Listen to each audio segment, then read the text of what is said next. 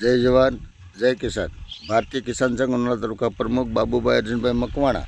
આજનો વિષય આપણે એ વાળો છે કે ખેડૂતોને અને ખેત મજૂરોને ને જે ગરીબ માણસને કેમ હેરાન કરી રહી છે આ સરકાર, એ બારામાં આજે આપણે બોલવાનું છે. આજે જે આઝાદ થયા છે એના એટલા વર્ષો હોયા ગયા છતાં પણ આ દેશનો ખેડૂત અને આ દેશનો મજૂર આજે પણ ગુલામીમાં જીવે એવી સ્થિતિ પેદા થઈ છે. મોટી મોટી કંપનીવાળાઓ, જે નેતાઓ જે ગાંધીનગરમાં બેઠા છે એવા નેતાઓને જે ખરીદી લે અને ખરીદીને જે પોલીસ પ્રોટેક્શન માગી અને આ જે પોલીસને આગળ કરી અને નાના માણસને હેરાન કરવાનું જે કામ કરતું હોય તો આ રાજકારણ છે. આજના રાજકારણના પાપે આ દેશનો ખેડૂત એટલો બધો હેરાન થઈ રહ્યો છે. તમે જોવો છો, સુરેન્દ્રનગર હોય કે કંસ હોય, ખેડૂતોના ખેતરોમાં આજે ખેતરમાં ખેડૂતોને ભાત દેવા પણ વાડીએ ન જવા દે, ખેડૂતોને કાંઈ ખેતરમાં અંદર ગળવા ન દે, આખા ખેતરને કવર કરી લેવામાં આવે, એટલી બધી પોલીસ ખરીદી દેવામાં આવે. તો આ દેશના આ ગુજરાત રાજ્યના ગૃહમંત્રીને કહેવા માગું છું કે સાહેબ, આ દેશનો ખેડૂત તો બાપડો ને બિસાડો છે. ટાઢ તડકો, વરસાદ, પાણી, માવઠાના ભાર ઝીલીને આ દેશનો ખેડૂત જે થાકી રહ્યો છે અને એ થાકીને ખેડૂત બિચારો તમારી આશા ઉપર જીવતો હોય છે અને એ તમારી આશા ઉપર જીવતો હોય અને તમે એની પર જે પાટું મારો, પેડા ઉપર પાટું મારો છો, ત્યારે અમને અફસોસ થાય છે કે અમારા જ અમને જો મારતા હોય તો હવે અમારે બીજાની ક્યાં વાત કરવી છે. હવે અત્યાર સુધી આ દેશને ગુલામીમાંથી મુક્ત કરવા માટે જે લડવૈયાએ લડ્યો છે, પણ મને લાગે છે કે દેશ આજની તારીખમાં પણ મુક્ત થયો નથી. કારણ કે જે સમયમાં આ દેશમાં જે અંગ્રેજોની થાપેલી કંપનીઓ અહીંયા હતી, એમાંથી એક કંપનીઓને માત્ર ખસેડી દેવામાં આવી છે. બાકી તમામ કંપનીઓ અહીંયા આજની તારીખમાં કાર્યરત છે. આ કાર્યરત કંપનીઓના ઇશારે જે ચાલતા આ રાજનેતાઓ, પહેલાં અંગ્રેજો હતા, રજવાડા તો હતા જ, છતાં અંગ્રેજો શાસન કરતા, પણ એ રાજા જે છે એ અંગ્રેજોનું કયું જ કરતા અને એ જે આ રીતે વહીવટ હાલતો હતો એ જ રીતે આજે પણ એ વહીવટ હાલતો હોય એવું અમને હવે દેખાઈ રહ્યું છે. કારણ કે એક કંપનીના આધારે આખું ગુજરાત હળગે છે, છતાં પણ મુખ્યમંત્રી કે ગૃહમંત્રીનું રૂવાડું હલતું નથી. આ દેશના ખેડૂતની ઉપર એક પણ જાતની હમદર્દી નથી. અને જ્યારે માયક હાથમાં આવી જાય ત્યારે મોટી ફગિયાતો કરે અને આ દેશના ખેડૂતોને ભળવીને ભૂત કરવામાં આવે છે. આ દેશનો ખેડૂત બીજું કાંઈ વિચારતો નથી. આ અમારો છે, આ આપણો છે એમ કરીને તમને છૂટાવી અને આપણા જાણીને જ આ ખેડૂત તમને છૂટાવીને તમારો વહીવટદાર તમને નિમે છે, છતાં પણ તમે વહીવટમાં જે ગોટાળા કરી રહ્યા છે અને એ ગોટાળાને કારણે આ ખેડૂતોને હેરાન કરી રહ્યા છે, એ બારામાં તમને જરીક શરમ પણ આવવી જોઈએ. આજે કચ્છ અને સુરેન્દ્રનગર જિલ્લાની અંદર, મોરબીની અંદર જે ટેક્સ પાવરની જે લાઈનનું કાઢવામાં આવે છે, કોઈના ખેતરમાં 3 થાંભલા આવવામાં આવે છે, કોઈના ખેતરમાં એક પોલ આપે છે, એમને વાંધો નથી. પણ એ લોકોનું કહેવું એવું છે કે અમને વળતર તો પૂરતી આપો. એટલે ખેડૂતોની મંજૂરી ન લે અને એમને ડાયરેક્ટ લેવા માંડે અને ત્યાંના કલેક્ટરો પણ જે એને ઇશારે હાલતા હોય. કારણ કે કલેક્ટરને બિચારાને પગાર થોડો મળે.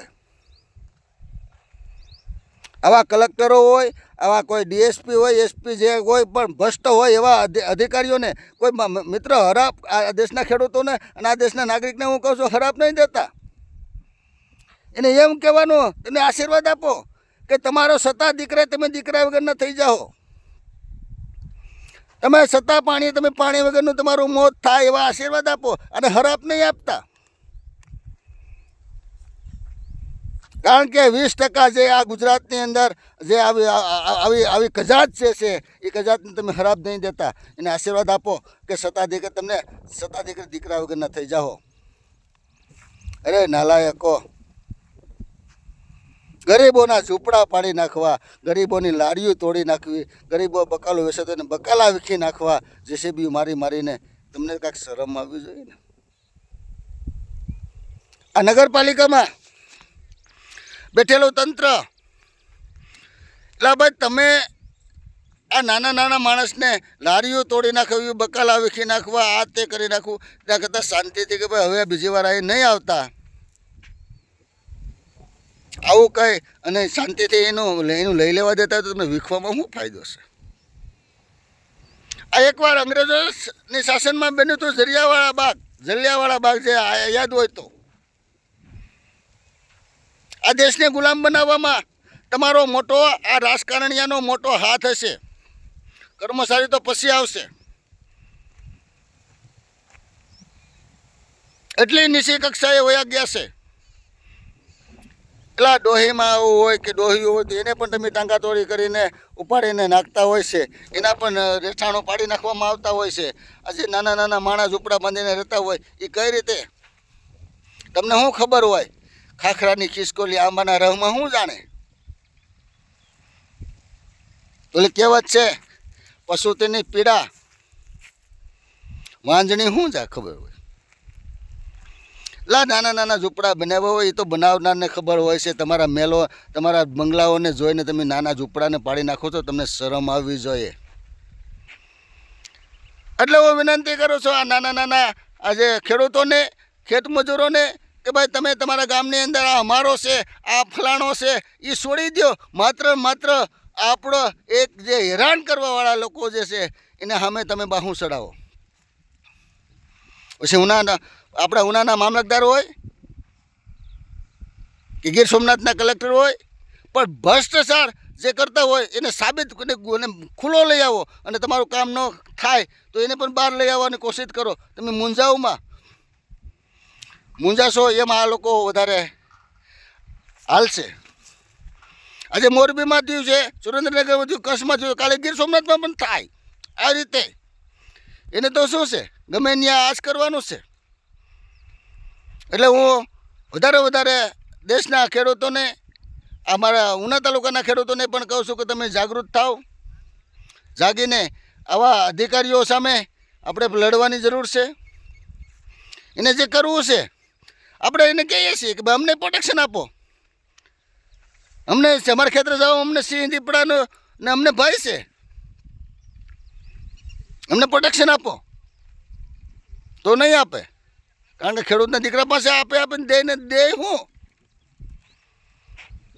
માત્ર કંપની ઉદ્યોગપતિઓના જે હગા હોય ને ત્યાં નોકરની કોઈ પણ સાંભળવામાં નહીં. આ નોકરની કોઈ જરૂર નથી.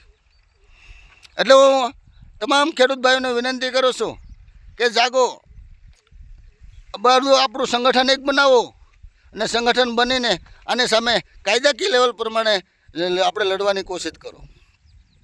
અત્યારે કોઈ હથિયાર લેવાની જરૂર નથી,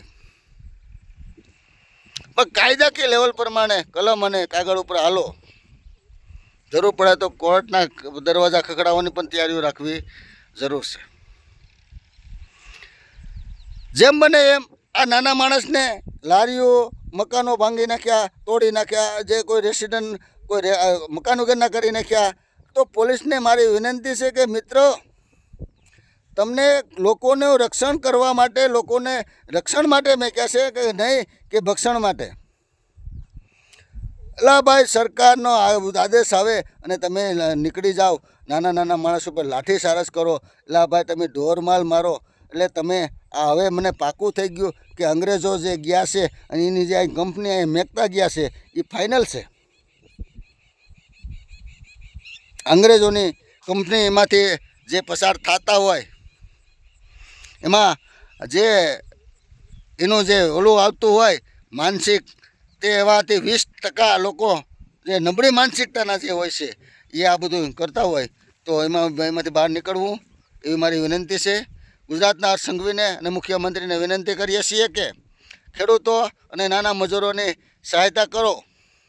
તમારી ઉપર ભરોસો રાખીને બેઠા હોઈએ છીએ, પણ ભરોસાને બેને પાડો આવી એ અમને થોડી ખબર હતી.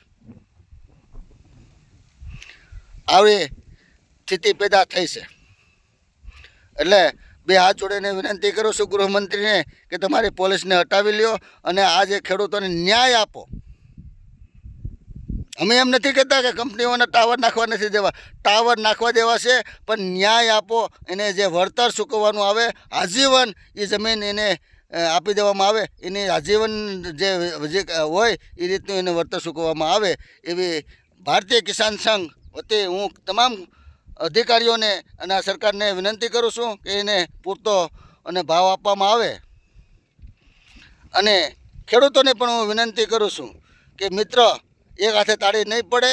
કોઈ પણ સંગઠન અને સંગઠનની સાથે રહી અને આજીવન જે એની સેવા કરવાનું કામ આવે એ કરો. કારણ કે આ દેશને આઝાદ કરવા માટે ભગતસિંહ પણ હતા.